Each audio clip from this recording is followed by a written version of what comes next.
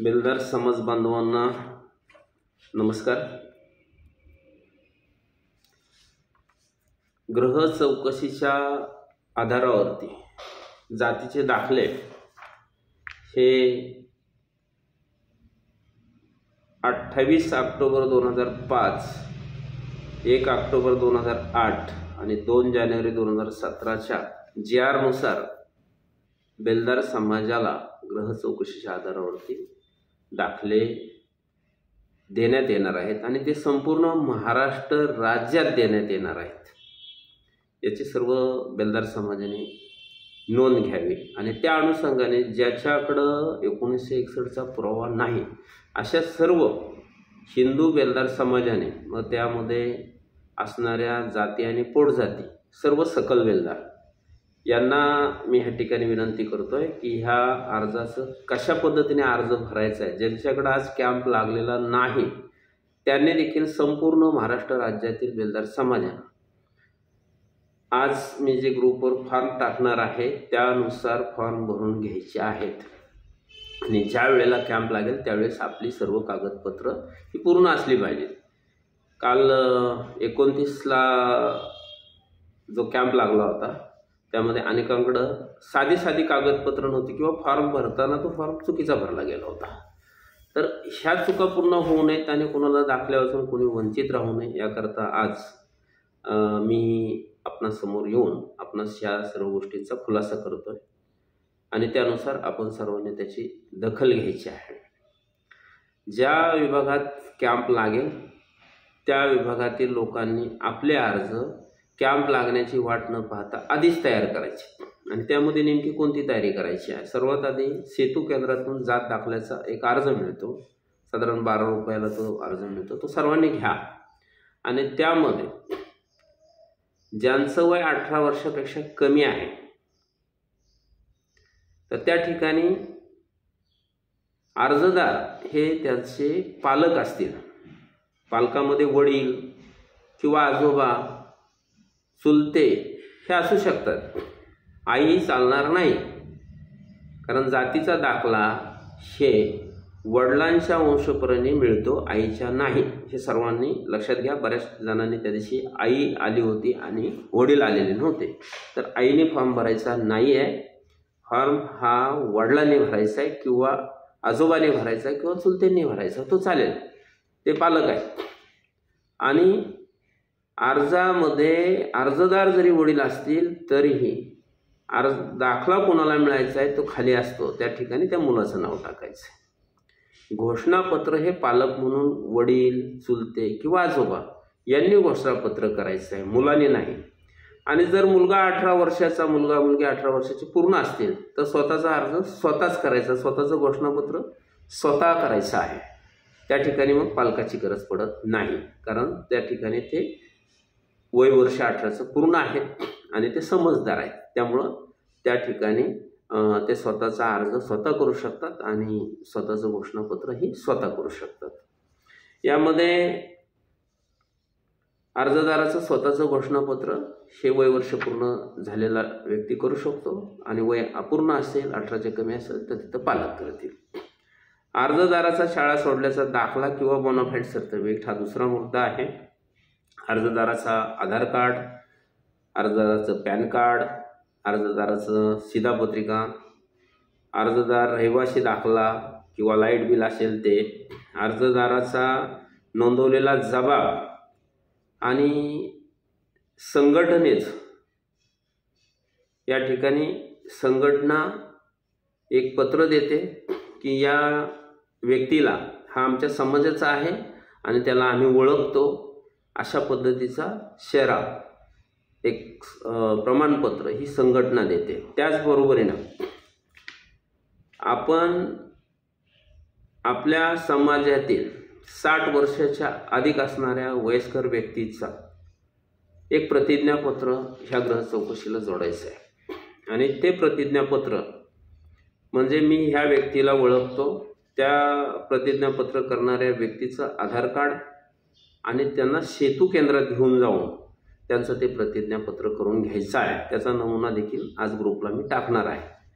तर त्यानुसार संपूर्ण महाराष्ट्र राज्यातील लोकांनी ज्यांच्याकडे 1961चा पुरावा नाही त्यांनी ह्या सूचनांचं पालन करायचं आहे. तर 60 वर्षाच्या अधिक असणाऱ्या वयस्कर व्यक्तीचं प्रतिज्ञापत्र, या व्यक्तीला मी कशा पद्धतीने ओळखतो काय त्याचाही नमुना या ठिकाणी मी आपणास पाठवणार आहे. त्यानंतर पंचनाम्यामध्ये 2 साक्षीदार आहेत, ते आपल्या समाजाची 2 लोक असली पाहिजेत ते साक्षीदार म्हणून. तर त्यांचंही आधार कार्ड, त्या आधार कार्ड त्यांचं नाव जबाबामध्ये पंचनाम्यामध्ये असणार आहे. तर त्यांच्या आधार कार्डचा फोटो आणि त्याच्यावर त्यांची सही घ्यायची आहे.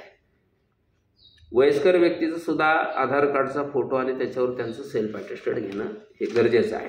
हे 2 गोष्टी आहेत, ह्या करणं गरजेचं आहे. आणि संघटनेचं एक पत्र, ह्यातून 3ही गोष्टी ह्या अत्यंत आवश्यक आहेत.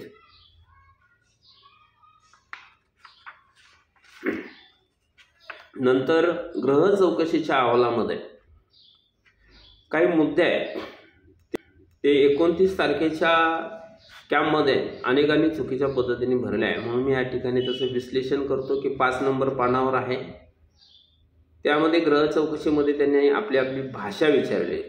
तर आपण बेलदार आहोत, सर्वात आधी त्यामध्ये बेल्लारी, नंतर मराठी, महाराष्ट्रात राहतो, हिंदी, आपल्याला अवगत असेल तर इंग्रजी, पण बेल्लारी ही भाषा टाकणं अत्यंत गरजेचं आहे. पारंपरिक व्यवसाय, हे अनेक लोक स्वतःचं शिक्षण टाकतात, स्वतः आता करत असणारा व्यवसाय. पारंपरिक म्हणजे वडिलोपार्जित असणारा व्यवसाय, त्यामध्ये दगड फोडणे, बांधकाम करणे, मातीकाम करणे हे प्रमुख समाजाचे व्यवसाय, त्याचं वर्णन होणं गरजेचं आहे. पारंपरिक कुलदैवत, तर यामध्ये महाराष्ट्रामध्ये आपलं कुलदैवत म्हणून आपण जेजुरीचा खंडोबाचा उल्लेख हा सर्वांनी कॉमन करावा.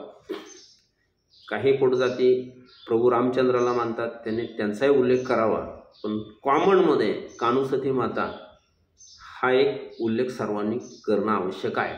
कारण हे दाखले देत असताना यांचं सर्वांचं कुलदैवत एक कुठंतरी कॉमन दिसतं आहे. त्यामध्ये जेजुरीचा खंडोबा आणि कानुसती माता, प्रभू रामचंद्राचाही उल्लेख करायला काही हरकत नाही, किंवा इतरही काही कुलदैवत असतील त्यांची नावं टाका, पण ही 3 दैवतं हे टाकणं गरजेचं आहे.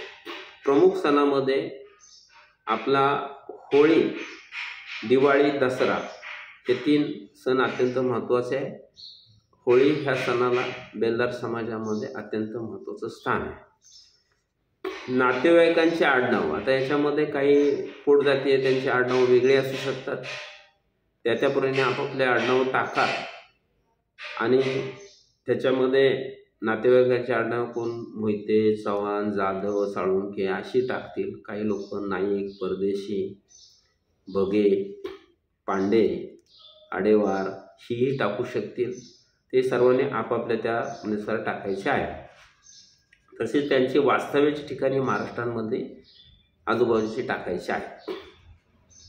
जन्मविधी, तर काही लोक जन्मतारीखच टाकतात. तर जन्मविधी म्हणजे हिंदू परंपरेप्रमाणे, लग्नविधी हिंदू परंपरेप्रमाणे, मृत्यूची पद्धत ही सुद्धा हिंदू परंपरेने अग्निविधी.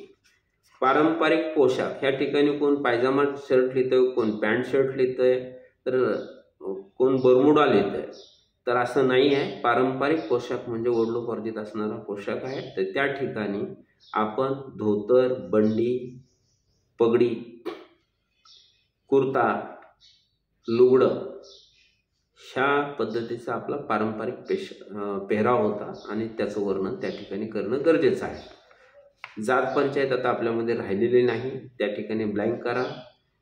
पारंपरिक नृत्य, तर बेलदार समाजाचं आता काही कोणतं नृत्य शिल्लक राहिलेलं नाही आहे, त्यामुळे बेलदार समाजाचं नृत्य नाही आहे. त्यानंतर अर्जदाराचं प्रतिज्ञापत्र आहे. तर प्रतिज्ञापत्र हे अर्जदार सेतू केंद्रात जाऊन स्वतः करणार आहे, तेही आपण आधीच करून ठेवायचं. त्याचा फॉर्मॅट आम्ही पाठवतो आहोत, त्यानुसार ते करायचं आहे. वयस्कर व्यक्तीचं प्रतिज्ञापत्र आहे, ते सुद्धा त्याचा फॉर्मॅट मी पाठवतो आहे, त्यानुसारच ते करायचं आहे. त्यानंतर आहे संघटनेचं प्रमाणपत्र. तर ते संघटनेचं प्रमाणपत्र आम्ही देऊ. आपण त्या पद्धतीचा अर्ज करा. त्या ठिकाणी आपणाला ते प्रमाणपत्र पाठवण्याची व्यवस्था केली जाईल. उद्या 6 मार्च हे पिंपरीमध्ये कॅम्प लागलेला आहे. तर पिंपरीच्या नागरिकांनी त्याची दखल घ्यावी आणि जास्तीत जास्त लोकांनी पिंपरी ते आळंदी, भोसरी, येरवडा हा सर्व भाग ह्या लोकांनी ह्याची दखल घ्या आणि आपण त्या ठिकाणी जातीचे दाखले काढून घ्या. यानंतर सातारा, सांगली आणि कोल्हापूर या ठिकाणी जात दाखल्याचे कॅम्प हे पुढील महिन्यात लावण्याचं नियोजन चालू आहे. जरी आचारसंहिता लागली तर त्या आचारसंहितेचा आणि आपल्या जात दाखल्या कॅम्पचा कुठलाही संबंध येत नाही. त्यामुळं कुणीही मिसगायडन्स कुणाला करू नका. येणाऱ्या जून महिन्यात ॲडमिशन चालू होतात त्याच्या आधी जास्तीत जास्त लोकांना जात दाखले मिळावे. आपली जात पडताळणी देखील याच गृह चौकशी आधारावर होणार आहे याची नोंद घ्या.